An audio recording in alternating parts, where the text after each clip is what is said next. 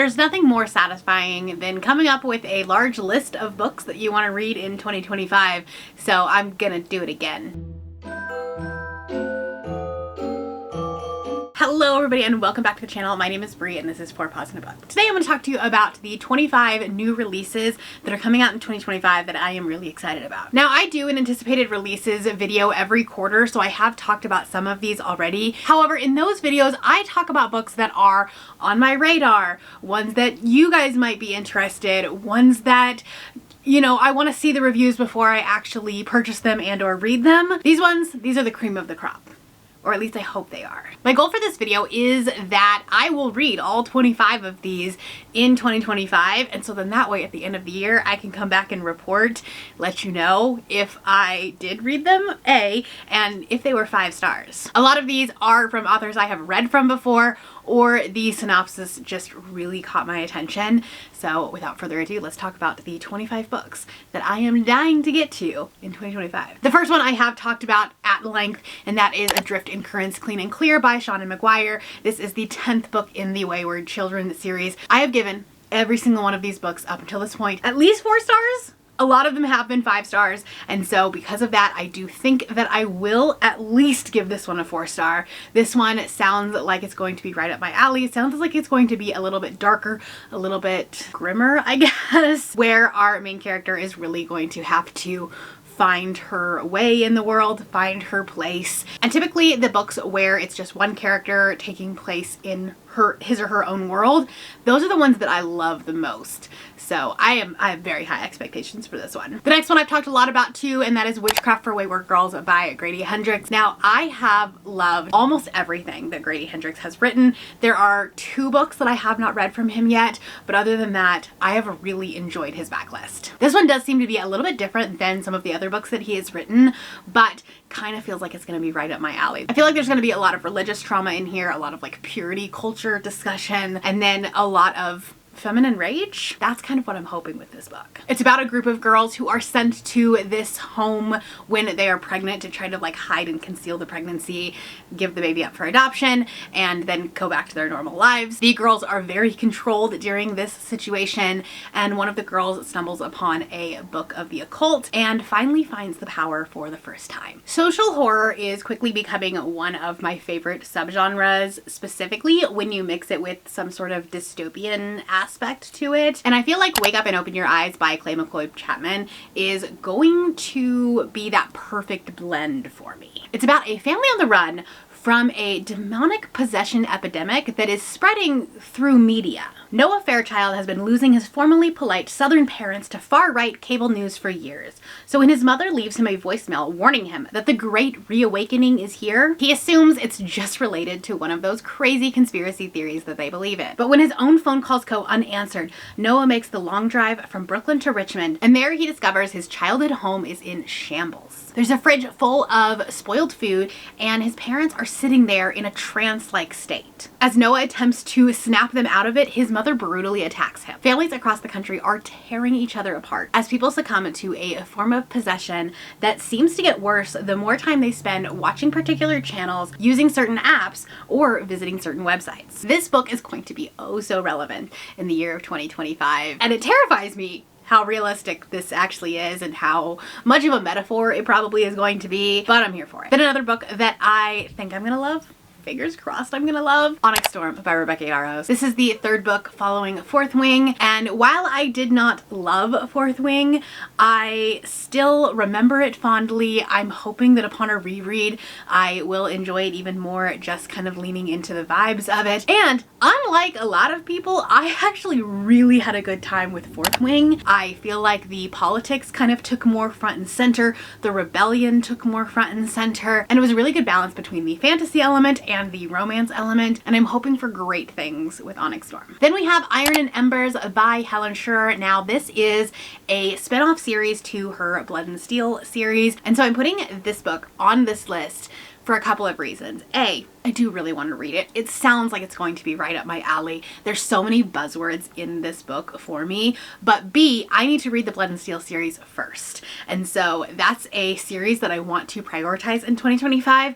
And putting this book on the list that I have to finish by the end of the year means that I also have to finish the other series. See, what we're doing here is working smart, not hard, and we're doubling up on challenges. All right, we're going to completely switch gears out of the fantasy and fantasy romance era and go to Deep End by Allie Hazelwood. And I know I very hit or miss with Allie Hazelwood, okay? I've loved some of her books and I really not liked some of her books. And that's okay, we're going to try again. This one sounds really fun. This is about a competitive swimmer and a competitive diver that are rivals. They kind of meet up for this, you know, mutually beneficial situationship as they try to compete and get ready for the Olympics. But obviously things are going to be a little more complicated, a little bit more messy, and feelings are going to emerge. Next up on my list is The Vengeful Dead by Darcy Coates. This will also keep me up to date and close out another series. So again, working smart. This is the 5th book in the Gravekeeper series, and I kind of binged through the end of this series this year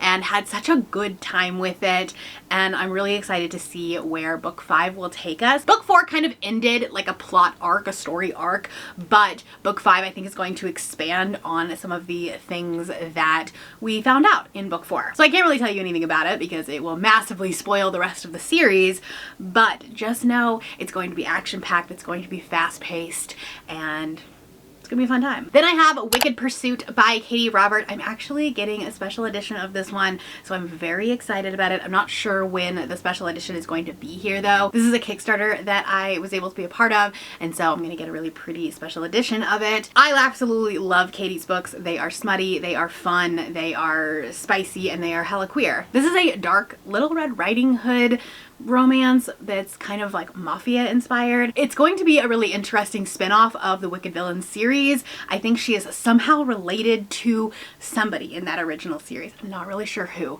However, Katie Roberts has this very expansive cinematic universe, and I'm excited to dive more into that series. Next up I have Fable for the End of the World by Ava Reed. This one is definitely a risk putting this on my list of books that I think I'm going to give 5 stars because I have really loved a book that Ava Reed wrote, gave it 5 stars, had it on my best books of last year, and then I DNF'd the next one that I read from her. So here's to hoping that this one is more like the first book. Like, not in story, because it's obviously very different, but hopefully in like terms of enjoyment, this is more along the lines of that first one. This is a queer dystopian romance, which, like, you know, sounds right up my alley. Sounds like it's going to be a hit for me, but I'm hoping that I'm not putting too high of expectations on this. It's comped as The Last of Us meets The Ballad of Songbirds and Snakes. It's about this girl who has to go into this tournament, fight to the death to basically pay off a debt, and there is this assassin who is supposed to basically kill the people that are in the tournament, and then somehow the chasing is going to become emotional and romantic and less physical, although it's probably still going to be physical, but in a whole different way. I also put the Ragpicker King by Cassandra Clare on this list. Honestly, I'm hoping that this is like the home run of this whole list. Fingers crossed, because I cannot have another letdown. I am hyping this book up so much. This book is on such a high pedestal. This is the sequel to Swordcatcher, which was my favorite book of 2023. I have been dying to get my hands on this book. This is probably my most anticipated read of the entire year, potentially, possibly. It's about our male main character who is the sword catcher, or essentially the body double to the prince, and there's like illusion magic. Basically, from a distance, people think that he is the actual royalty instead of just a commoner. And then if there's an assassination attempt, which apparently is a very common threat, they kill him instead of the actual prince. Then we also have a witch, and her group of people has been ostracized because of the magic that they possess. And there's like a little bit of a romance, at least there was in the first one, but it's also a very political story. It has a very similar vibes to City of Brass. And like I said, I absolutely loved that book last year, and I will be doing a reread before I pick up Ragpicker King, but trust me, this is happening. Then the long-awaited prequel sequel to The Hunger Games is going to be Sunrise on the Reaping by Suzanne Collins. This is Haymitch's story, and Listen, I know everyone wanted Finnick's story, and I understand, but I could not be more excited to learn about Haymitch. Okay, he is a very troubled character. He is a very mysterious character, and in the Hunger Games, you kind of see him as this guy who has a lot of walls up. And I think learning about his beginnings, his origin story, is going to give us a lot of insight into why he has those walls up, what he really thinks. I know I've been saying that I have high expectations for a lot of books. This is one of them. And I am worried because I didn't love Ballad of Songbirds and Snakes when I read it, but I don't know, something about this. Haymitch's story is just one that I am so excited about. Next on my list is The Last Session by Julia Bartz. I read The Writing Retreat at the beginning of this year, and I went into it with pretty low expectations because I had heard a ton of people really like it, but also I saw it on a lot of people's worst books of the year, and honestly, I had such a good time with it. It was so much fun. It was kind of bonkers. It was just kind of a popcorn thriller, and I'm really hoping that The Last Session is going to be the same way. Much like The Writing Retreat, this is also a locked room thriller, and it's about this social worker who has to infiltrate a mysterious wellness center in New Mexico, I think, that is a little bit shady, a little bit sus. There's a catatonic woman that shows up and cannot remember anything that had happened, but our main character swears she knows her from somewhere. I'm kind of hoping that this is going to be like bonkers, like The Writing Retreat, but also mixed with a little bit of Silent Patient. Am I making that comp on my own? Maybe, but here's to hoping. Then we have Sweet Obsession by Katie Robert, the second Katie Robert book on here. This is the 8th book in the Dark Olympus series, so Neon God starts this series, and this is going to be the most current release. This is Poseidon and Icarus's story, and that seems like a wonderfully interesting pairing. Like I said before, Katie's stories are always hella queer. They are very steamy, very spicy, but this one specifically has a really interesting macro plot that the politics and the world building and the basically government coup that is happening in this series right now is actually becoming more interesting than the romances themselves. Then I've got a fun one on here. We have My Best Friend's Honeymoon by Meryl Wilsner. Now, Meryl is the author of Cleat Cute and a couple of other books, but Cleat Cute is definitely up there in my list of all-time favorite books. And this is a female non-binary romance, which is not something you see enough in contemporary or any type of romance. So this is exciting representation to see. And it's about two lifelong best friends that are going on a non-refundable honeymoon together and discover sometimes to find a happily ever after, you just have to ask. I absolutely love Meryl's books. They are so poignant. They have so much mental health representation in them. I don't know what the specifics are about this book, but it's definitely one that is on my highly anticipated reads for the year. Also, another favorite contemporary romance author, Ashley Herring Blake, is coming out with Dream On, Ramona Riley. I do have some hesitations with this book only because of the tropes that we are using. However, I'm still going to read it. I'm still very hopeful that I will love it because if anyone can do it, it's going to be Ashley. This is a star-crossed lovers story. So we have the small town waitress and we have our Hollywood star. Once upon a time, Ramona Riley was a student at a prestigious art school with dreams of landing in Hollywood as a costume designer to the star. But after her father's car accident, she had to quit and return to her small New Hampshire town to help take care of her younger sister. 12 years later, Ramona is still working at the town's cafe, all but given up on her dream. But when a big budget romantic comedy comes to Clover Lake to film, she wonders if this could be her chance. There's only one problem. Dylan Monroe, her first kiss, and Hollywood's favorite wild child, is the star. So we're gonna have a little bit of rivals to lovers. I think we can get on board with this. And honestly, small town contemporary romance, kind of here for it. Is it a little bit presumptuous to be putting this book on my most anticipated reads when I haven't read a book from them yet? Maybe, but the next one we have is The Night and the Moth by Rachel Gillig. This is the author of One Dark Window and Two Twisted Crowns, two books that I really want to read, but haven't quite gotten around to yet. But this one, I'm hoping, will also be a win. We're just putting all of our eggs in one basket, honestly. It's a gothic, mist-cloaked tale of a prophetess who is forced beyond the safety of her cloister on an impossible quest to defeat the gods with one knight whose future is beyond her sight. Sybil is our main character, and she receives these dreams, these prophecies, from 6 unearthly entities called the omens. From this, she can predict these terrible things that are going to occur, and people travel long distances to hear what she is going to say. Just as she and her sister diviners near the end of their service, a mysterious knight arrives at the cathedral. Rude, heretical, and devilishly handsome. The knight has no respect for Sibyl's visions. But as her sister diviners start to vanish one by one, she has no choice but to seek his help in trying to find them. We love a good enemies to lovers, and if this doesn't scream perfect banter to you, I don't know what will. Moving back to horror, we have Overgrowth by Mira Grant. This is the same author. Well, she is Shauna McGuire, but as Mira Grant, she also wrote Into the Drowning Deep, which is a book that I constantly think about. It is so good. It does scare me a little bit because it says it's body horror, alien invasion apocalypse. And while that sounds truly terrifying, it also is not something that I have read a lot of. We have our main character who, since she was 3 years old, has been telling everybody that she is an alien disguised as a human being, and the aliens are coming back for her. Obviously, as a 3-year-old, you're not really listening to her. It's just a child's play. But now there is an alien signal that is being broadcast to Earth, and humanity is starting to find out that they were actually warned, and now it is too late. Is it bold of me to put a second Red Tower book on this list? Possibly, but we have The Fallen Gods by Rachel Van Dyken. This is the book I think that got pushed back. I want to say it was originally supposed to come out this year and now has been pushed back to next summer. But this sounds like it's going to be up my alley, right? Anytime we talk about gods and religion and the epicness that is that type of fantasy romance, I'm usually a pretty easy sell. The legends of the past are never truly dead and buried. Now, this starts out as kind of like a contemporary story where we have Liv Olson, who has always been drawn to Norse mythology. She has earned her degree in this, and she's working as a curator for one of New York's prestigious museums. She gets an unexpected job offer in Norway, which happens to be the same place that her brother disappeared. There she finds herself surrounded by superstitious townspeople who refuse to even look at the water. Liv soon realizes that the small town of Vaughn is nothing as it seems. Shops close before dark, and things that she's only read about seem to suddenly exist. As her life quickly unravels into chaos, she's left wondering who is pulling the strings in this mysterious place where nothing makes sense, yet everything feels familiar. Her studies have always told her that the gods are who you trust. But what happens when the man who is destined to kill you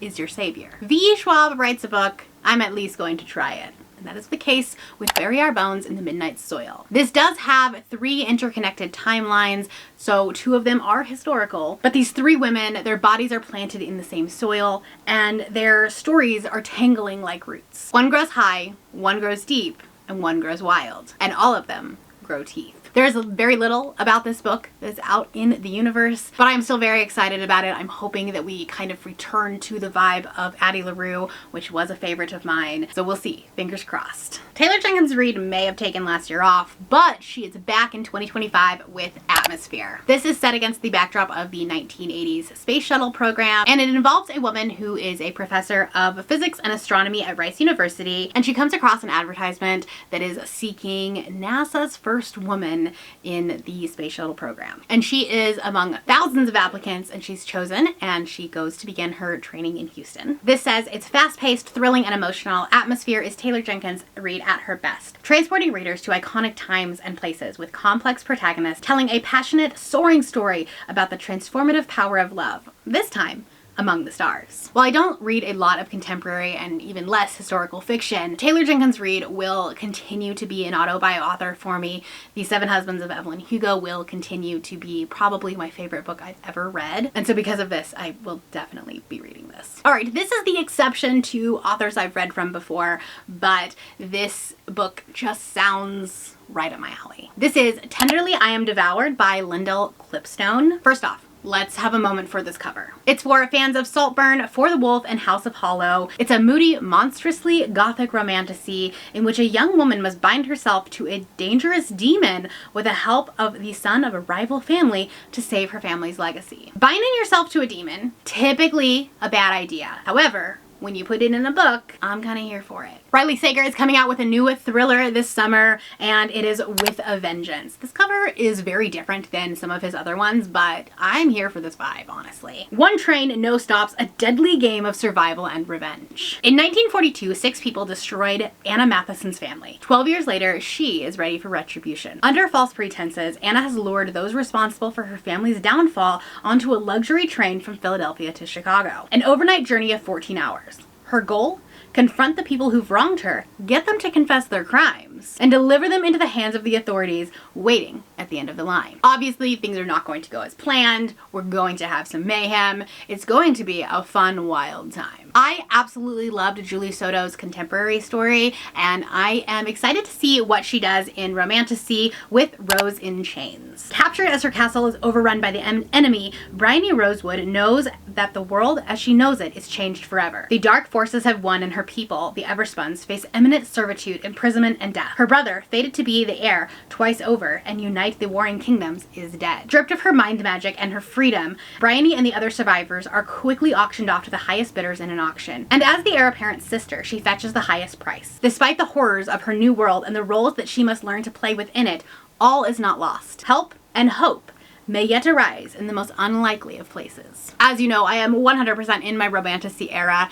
and so I'm excited to see what she does in this world. There is very little known about this next book, including we don't even have a cover, but next up is Lady Dragon by A.M. Strickland. This is a queer sapphic YA romantasy, and I absolutely loved In the Ravenous Deep, and I have loved some of their other books before, so I am excited about this. A.M. Strickland usually writes a little bit darker, a little bit grim almost, but still with a YA touch and some, queer romance. The Age of Queens is over, unless they can save it. Since the last war between humans and dragons left the leaders of both species slain, the last human king of Andreth and the legendary Dragon Queen, both queendoms have been living under a tentative truce. Only women would sit on the throne of Andreth. The dragons will have a free passage throughout the human lands, and if men try to retake the throne, the draconic realm will retaliate. Sounds like it's going to be very political in nature, very almost like military fantasy. I don't know, I've really loved their work before, and so I do have high hopes. And I also have high hopes that it's even going to come out in 2025. We'll see.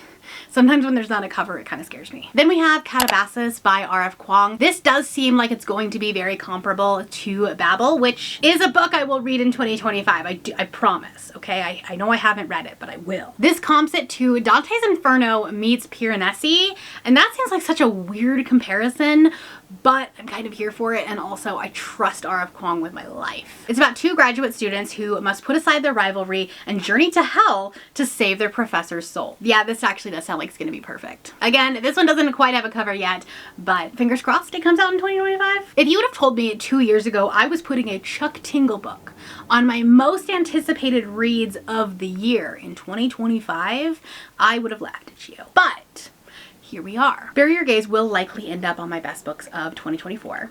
I absolutely loved Camp Damascus. So here's to hoping we go 3 for 3. This is A Lucky Day. It also does not have a cover, but it's just because it's 8 months away. It's fine. This says, after a global disaster prompts thousands of comically unlikely deaths, a bisexual statistics professor who has convinced herself that she might not exist, and an ethically dubious government agent must travel to Las Vegas to unravel the connection between the deadly bouts of absurdity and a supernaturally lucky casino. This sounds like it's going to be a little bit bonkers, a little bit wild. It's Chuck Tingle. It's going to be good, and it's also going to have some pretty good commentary to it. All right, those are 25 books that I'm hoping that I will get to read in 2025. I will report back at the end of 2025. I will let you know if I read them all, if I gave any, if maybe all 5 stars. That would be cool. 2025 is the year of finding more 5 stars, and I'm hoping that this is the pathway to that goal. Let me know down in the comments below a book that you are anxiously awaiting next year, and if you are not feeling chatty,